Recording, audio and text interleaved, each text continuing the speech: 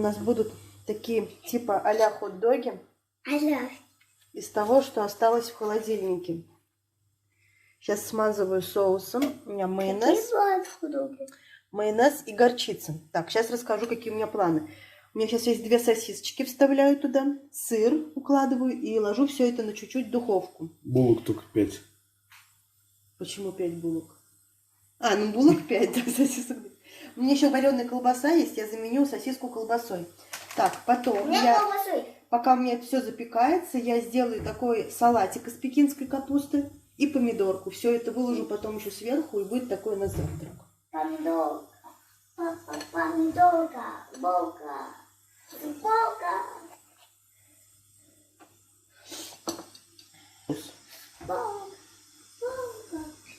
Короче, такой вот у нас. И я сегодня первый день хочу попить кофе. Саш, ты хочешь кофе? А? Кофе хочешь? С тобой вот целую неделю мы кофе не пили с тобой вообще. Так, хочу показать, что у меня получилось. Вот у меня 2 булочки. Ну ты повыше, Саш. 2 булочки с сосиской, а остальные у меня булочки вот такие вот с колбасой будут. Сейчас сложу по кусочку сыра в каждую. Может так разрезать вот сыр. У меня сыр еще тот остался, который. Вот так вот укладываю. Сюда укладываю вот так вот. Как раз сейчас еще вот тут у меня кусочек.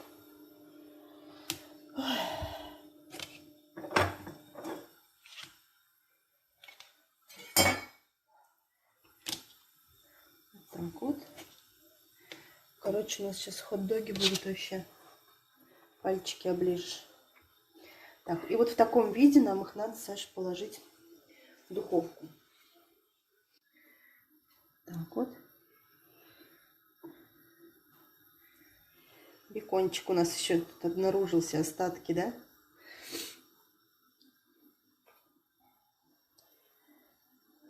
Так вот. О, красота. Красиво сейчас все будет. Вот такие у нас получились. Горелые. Саша не уследил за ними, короче. Это только он виноват в этом во всем. Он меня просто не слушает. Когда включаешь верхний нагрев, не надо высоко противень поднимать. Все подгоревшие, Степ. Так, ложу тебе, Степ, этот туда. А тут даже сыр не расплавился. Салатик. Чуть-чуть. Помидор. И ломтики помидорок. Я одну помидорку. Так, все, Степка, держи. Никита, тебе надо салатик? Уж сверху мазиком помазать. Что же за такие рукожопые? Каким мазиком? Мазика и так тут хватает. Можешь себе еще брызнуть, чтобы 101 был. Я снимаю. Немножко, короче, мы испортили всю картину. На сосиски. А у вас что?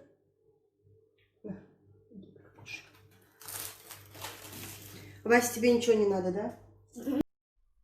Итак, друзья, доброго всем дня. Сегодня у нас воскресенье, мы уже позавтракали. Я решила сделать небольшую уборочку на кухне и, как всегда, начала чистку чайника.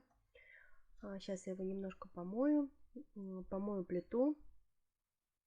У нас вода нормальная, но все равно часто внутри образуется налет, поэтому я всегда заливаю уксусом и кипячу.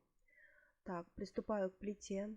Плита, конечно, у меня ужасно стала грязной, хотя в эти дни я ее тоже мыла, но это мне помогло, она все равно очень грязная. Вот нанесла средство, сейчас я ее быстренько помою. Для меня чистая кухня начинается с чистой плиты, поэтому плиту я мою достаточно-таки часто. Вот. Теперь мы с Сашей решили переработать морковку. У нас ее слишком много на балконе, она начала вянуть. Тем более уже начались заморозки, на балконе она может заморозиться. Поэтому мы решили ее всю переработать. Вот, с помощью овощерезки нашинковать ее и заморозить. Будет очень удобно. Она такая, получается, такая тоненькая, и в супчике очень красивая. Мне нравится, поэтому мы ее вот всю переработали. Наверное, килограмм 4 моркови мы перемололи, так сказать. Саша мне помогал, я помыла, почистила, а он занимался шинковкой.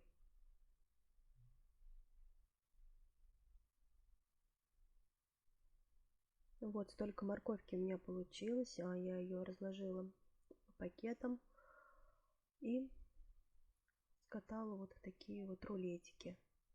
Будет удобно доставать в замороженном виде и использовать как раз на 2-3 раза один рулетик. Также у нас осталось много томатов, они уже стали портиться, некоторые я обрезала. Вот мы перекрутили через мясорубку часть, а часть ее мы решили свялить. Вот там у меня 3 противня получилось.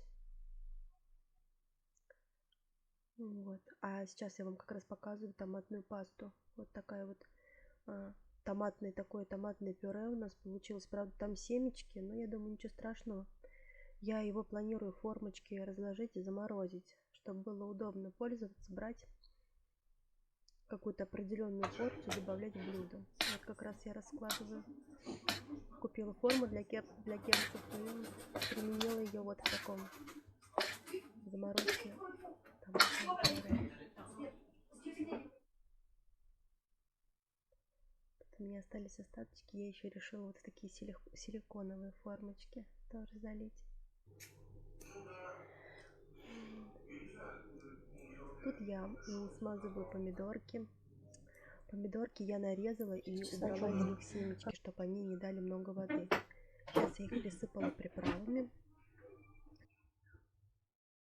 А у нас обед. На обед у нас такой вот вкусный супчик с фрикадельками. Степа радостно сидит. Всем, кто кушает, всем приятного аппетита, да?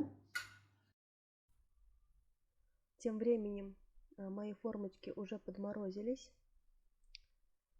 И я просто раскладываю по пакетикам готовые пюре. Мне кажется, будет очень удобно. Взяла вот такой кругляшок, положил куда нужно. Вот. Получилось достаточно много. Такие вот томатные мишки у меня получились. Итак, друзья, просили рассказать про наш камин. Да, мы свой камин делали сами в прошлом году, к Новому году. Планировали его отвезти в деревню, но как-то он у нас прижился, и мы его так и оставили. Так. К сожалению, видео у нас не осталось, как мы его делали, хотя мы снимали, но мы вот обыскали все, но не нашли. Сейчас я вам вкратце расскажу. Мы его делали из пенопласта. Для этого нам потребовалось 3 листа пенопласта, но 3-й лист не полностью ушел. Потом нам потребовались салфетки, плиточный клей, клей ПВА и обычные деревянные шпажки. Ну, вот такие длинненькие, не зубочисточки, а шпажки. Сейчас я вам расскажу, как мы его делали. Ну, вот мы просто его склеили, вырезали вот отдельно вот эту часть, отдельно эту. Вырезали все из пенопласта. Что-то склеили клеем, а что-то просто соединили шпажками. Ничего сложного как бы нету. А потом сверху с помощью клея ПВА я обклеила салфетками. Так, как мы добились вот этого эффекта? Когда вот эта вот передняя часть, вот эти боковые вот эти вот части еще не были скреплены между собой, мы просто расчертили вот под кирпичик. Потом Саша у нас разогрел на плите какую-то железную, да? Отвертку. И просто вот прекрасно плавится пенопласт, когда вот так вот проводишь отверточкой раскаленной. То есть он ее опять подогревал, опять. Это все мы на кухне делали. И вот получился вот такой эффект кирпича. И уже поверх этого кирпича я обклеивала обычными самыми дешевыми салфетками. Обклеила сверху, потом мы его несколько раз покрасили. Сейчас уже у нас вот такой вот небрежный вид он принял. К Новому году я его обязательно покрашу. И мы его, конечно же, будем украшать.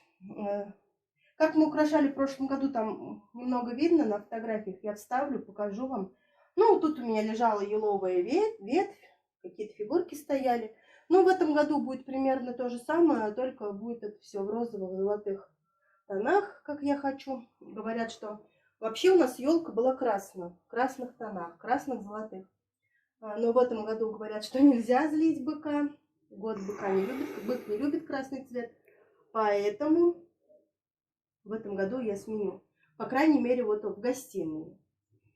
У мальчиков, у ребятишек в комнате, наверное, как раз буду украшать уже красными игрушками. Что же, жалко, все равно. Их у нас очень много. Вот что касается камина, наверное, все. Если будут какие-то конкретные вопросы. Мы не делали по конкретному мастер-классу. Мы их много просмотрели, этих мастер-классов. Конечно, там есть такие более,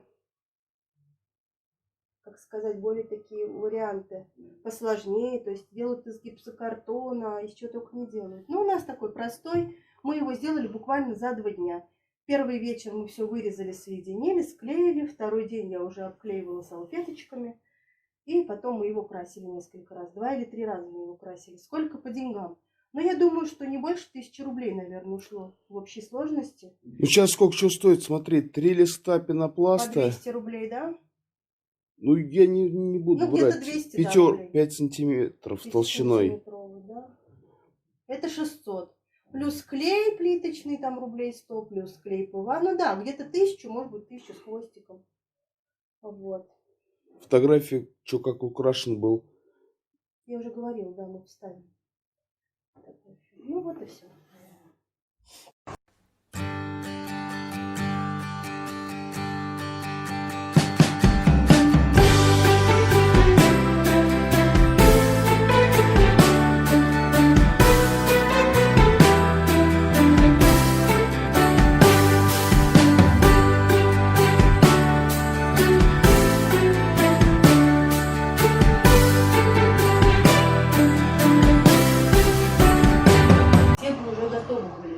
Нижние готовы, да? 4,5 часа прошло. Можно еще одну маленькую такую золотчику? Нет, ты что, это лекарство. Ну, это золотчика, это хватит. Пересушили.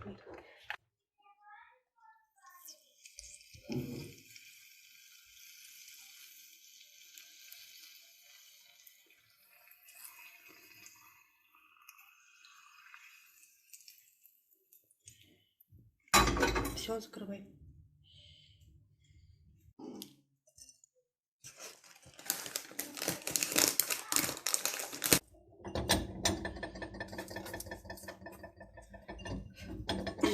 Так, лук можно принять.